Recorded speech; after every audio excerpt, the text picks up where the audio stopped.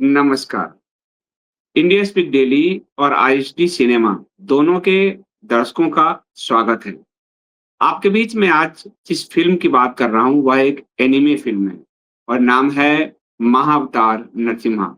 ये भगवान विष्णु के नरसिंह अवतार पर इस फ़िल्म को बनाया है अश्विनी कुमार ने और अश्विनी कुमार शायद इस्कॉन के डिवोटी हैं और डिवोटी हैं धर्म के प्रति वो इस फ़िल्म में साफ-साफ झलकता है।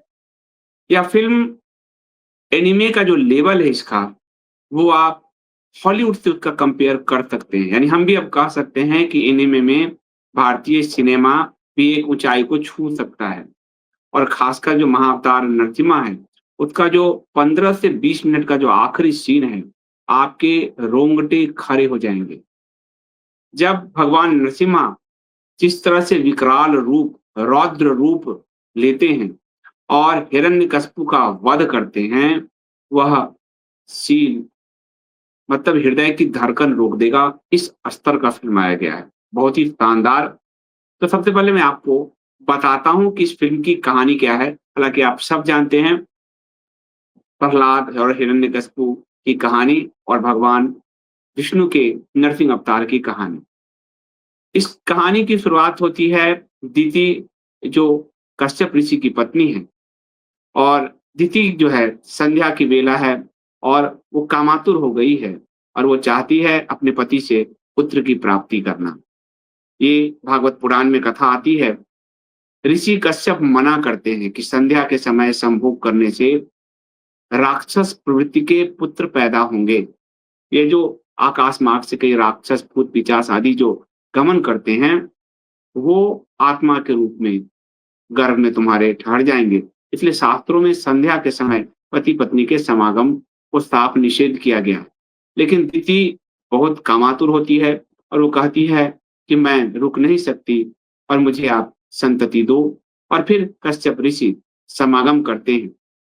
दिति के गर्भ में 2 जो पुत्र हैं हिरण्याक्ष और हिरण्यकशिपु वो उतरते हैं, उन दोनों का जन्म होता है।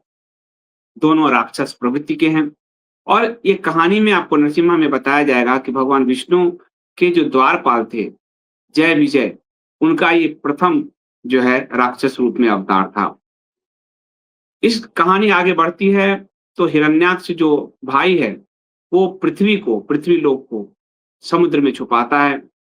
वो बहुत सुंदर फ़िल्माया गया है। पृथ्वी को फूल पत्तों से जो उसका स्त्री रूप है, प्रकृति के बीच इतना सुंदर उसका फ़िल्माया गया है। और फिर भगवान विष्णु जो है वराह अवतार लेकर पृथ्वी को समुद्र के गर्भ से निकालते हैं। वराह अवतार जो दिखाया गया है वो भी बहुत ही रोमांचक है, बहुत रोमांचक है। आप लगता नहीं कि एनिमेटेड फ़िल्म देख रहे हैं। ऐसा लगता है कि आपकी आँखों के सामने सजीव चित्रण हो रहा है। कभी-कभी तो आपको ऐसा लगेगा कि ये हॉलीवुड के मार्वल और डीसी के लेवल का एनिमेशन का काम इन्होंने किया है। और फिर हिरण्याक्ष का वध कर देते हैं भगवान विष्णु वरावतार में। फिर हिरण्यकशिपु ब्रह्मा की तपस्या करता है, भगवान ब्रह्मा की तपस्या करता है और फिर वो वरदान माँगता है कि उसे ना तो देवता मार सके, ना मनुष्य मार सके, ना पशु मार सके, ना मानव मार सके, ना दिन में मार सके, ना रात्रि में मार सके। इस तरह का वो ना अस्त्र से मरे, ना शस्त्र से मरे। इधर उसकी जो पत्नी कयाधु है, वो गर्भवती है। इंद्र भगवान उसको हर के ले जाते हैं। नारद जी कहते हैं इंद्र को कि ये क्या तुम पाप कर्म कर रहे हो? और कयाधु के गर्भ में हिरण्यकशिपु का पुत्र पल रहा है।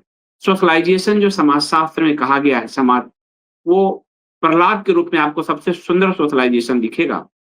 और नारद जी कयाधु को ओम नमो भगवते वासुदेवाय का जो मंत्र देते हैं, वो गर्भ से ही प्रहलाद ओम नमो भगवते वासुदेवाय मंत्र को ग्रहण करता है और वह महान विष्णु भक्त के रूप में जन्म लेता है।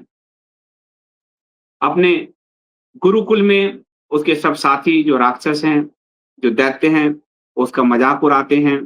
पिता के पास जब उसके गुरु ले जाते हैं, वो कहता है भगवान विष्णु का नाम लेता है, पिता नाराज़ होते हैं उसके और फिर प्रहलाद को तरह-तरह से दंड देने का विधान चलता है। प्रहलाद को हाथियों से कुचलवाने का काम उसके पिता आदेश देते हैं, वो भी बड़ा यहाँ तक कि हाथी का जो ग्राफ़िक्स है, आपको जो बाहुबली में भैंसे का ग्राफ़िक्स दिखाया गया, उससे ज़्यादा सजीव लगता है, इतना अच्छा फ़िल्म आया है। हाथी जो है, वो प्रहलाद को नहीं मारता, अस्त्र-शस्त्र से मारने का प्रयास होता है, शिशन के द्वारा नहीं मारता। फिर प्रहलाद को पहाड़ से धक्का देने की बात आती है और वहाँ जो 2 राक्षस दैत्य ले जाते हैं, वो प्रहलाद को कहते हैं कि तुम्हें डर नहीं लगता? प्रहलाद कहता है कि तुम किसको मारोगे? मैं तो मर ही नहीं सकता, ये तो शरीर नश्वर है और मैं तो चिरकाल से जीवित हूँ, आत्मा के रूप में मेरा सफ़र जारी है। वो छोटा-सा जो बालक कहता है, उन दोनों राक्षसों का हृदय परिवर्तन हो जाता है, लेकिन चूँकि राजा का आदेश है, प्रहलाद कहता है तुम्हें मुझे पहाड़ से धक्का देना ही होगा और पहाड़ से वो धक्का देते हैं और समुद्र में उसको जो है धक्का जब देते हैं, तो जो वरुण देव हैं, समुद्र के देवता, वो बताते हैं कि तुम भगवान कितने बड़े भक्त हो भगवान विष्णु के, तुम्हें पाके तो हम धन्य हुए। वो कहता है कि मुझे आप ही के समुद्र में शेष शैया पर विराजमान उस भगवान विष्णु का दर्शन करा दीजिए। तो बड़ा सुंदर डायलॉग है कि क्या तुम सोचते हो केवल तुम ही तड़प रहे हो, वो नहीं तड़प रहे? यानी भक्त जैसे भगवान के लिए तड़पता है, भगवान भी भक्त के लिए उतना ही तड़पते। बहुत सुंदर चित्रण किया है। होलिका फिर के रूप में जब मामला आता है, शास्त्रों में होलिका दहन का शायद विधान नहीं है, नहीं बताया गया है, लेकिन लोक कथा में है तो उसको भी जोड़ा गया है और होलिका जल जाती है, प्रहलाद बच जाता है और बाद में फिर उस राज्य सभा में हिरण्यकशिपु कहता है कि तुम्हारा विष्णु यदि सब जगह है तो क्या इस स्तंभ में है? और प्रहलाद कहता है हाँ, और वो ओम नमो भगवते वासुदेवाय के मंत्र का जाप करता है। फिर जो नरसिम्हा अवतार है, आपके रोंगटे खड़े होंगे। इतना शानदार फ़िल्माया गया है, जिसकी कोई मतलब आप देख कर सिहरेंगे, इतना ज़बरदस्त। वराह अवतार और नरसिम्हा अवतार दोनों का जो एक हिरण्याक्ष के साथ हिरण्यकशिपु के साथ जो द्वंद्व है, युद्ध है, उसको इतना सुंदर फ़िल्माया है।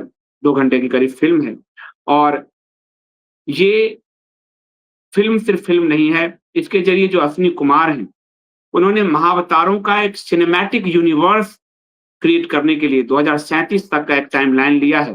2025 में अभी नरसिम्हा महाअवतार नरसिम्हा आए हैं, 2027 में महाअवतार परशुराम आएँगे, 2029 में महाअवतार रघुनंदन आएँगे, 2031 में महाअवतार द्वारकाधीश आएँगे, 2033 में गोकुल नंदन महाअवतार गोकुल नंदन आएँगे, कृष्ण पर 2 सिनेमा है।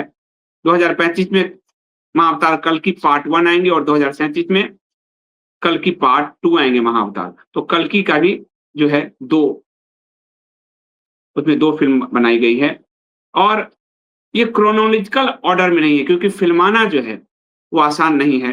तो इसलिए लेकिन अवतारों की पूरी कथा होगी जैसे परशुराम हैं, तो परशुराम की कथा अगर आप देखेंगे, तो सप्तऋषियों से शुरू होती है, जमदग्नि उनके जो पिता हैं, वहाँ से शुरू होती है और कल्कि तक आज भी वो चिरंजीवी हैं। तो पूरी कथा को परशुराम अवतार में आएगा और फ़िल्म का जब अंत होता है, तो उसका एक घोषणा भी परशुराम का परशु गिरता है।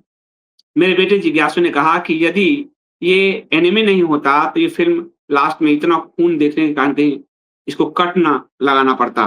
क्योंकि जिस तरह से हिरण्यकशिपु का वध भगवान नरसिम्हा करते हैं, उसकी अतड़ियाँ तक निकाल देते हैं, उसके हृदय तक को निकाल देते हैं। बड़ा मतलब रोमांचक आपको लगेगा।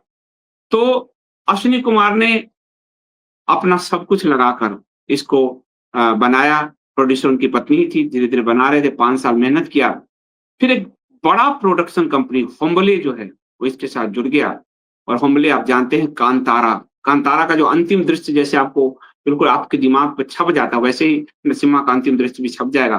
तो कांतारा उन्होंने बनाया, केजीएफ पार्ट 1, पार्ट 2 उसके बाद प्रभास की फ़िल्म सालार, सीज़ फायर तो ऐसे बड़े प्रोडक्शन हाउस फिर इसके साथ जुड़े हैं, तो फिर बजट की भी दिक्कत नहीं हुई है। और आगे जाकर भगवान विष्णु के इन 24 अवतारों पर गेमिफिकेशन भी यानी गेम भी बनाया जाएगा। तो हम जो जापान में मांगा को देखते हैं, जापान, चीन या हॉलीवुड में हम देखते हैं डीसी मार्वल, उस लेवल का काम हमारे अवतारों को लेकर शास्त्र का बिना उल्लंघन किए किया गया है। हमें इसका स्वागत करना चाहिए और हमें जाकर देखना चाहिए। अपने बच्चों के साथ, पूरे परिवार के साथ मैं जब जिस फ़िल्म हॉल में गया था, वहाँ पूरी फ़िल्म हॉल जो है पैक्ड था, बुजुर्ग और बच्चों की पूरी भीड़ थी।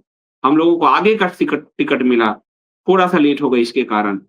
हमारे जो घर के पास एक दूसरा सिनेमा हॉल है, उसमें ये फ़िल्म नहीं थी, लेकिन स्क्रीन की इतनी माँग बढ़ी, तो वहाँ वो देना पड़ा।